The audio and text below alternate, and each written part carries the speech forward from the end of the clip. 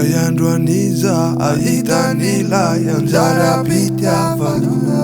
Reno visiko izaka la tsy ahitako tory fa mirakitra ao antoa.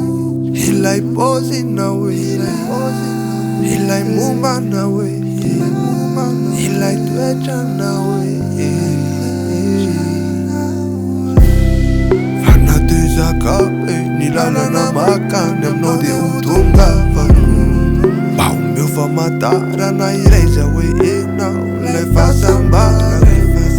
Dia tsy ho novitsony fa ho tanteraka ilay faniriko efa enao tsy amela irehefa nasitrana ilay izay misy anao no misy ahy. Tiako raha ny tananao no amihinay. Tiako izay misy anao no misy ahy. Tiako raha ny tananao no amihinay. Efa elo no ny andry nifatongavanao. Efa elo no ny tady fa tsy nisy ohatranao. Ny alina tsy misy ataoko afa-tsy ny mieritreritranao. Ny maraina tsy andriko ny fotoana ahitako anao.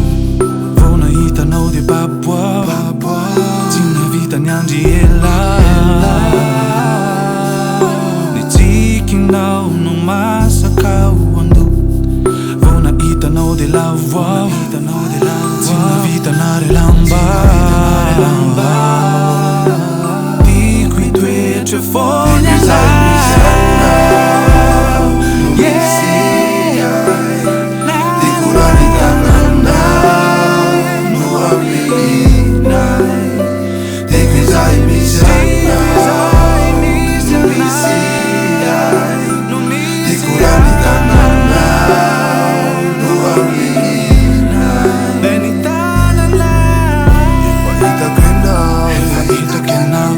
Itako enao, efa itako enao. Tiako anjarako enao, tiako anjarako enao.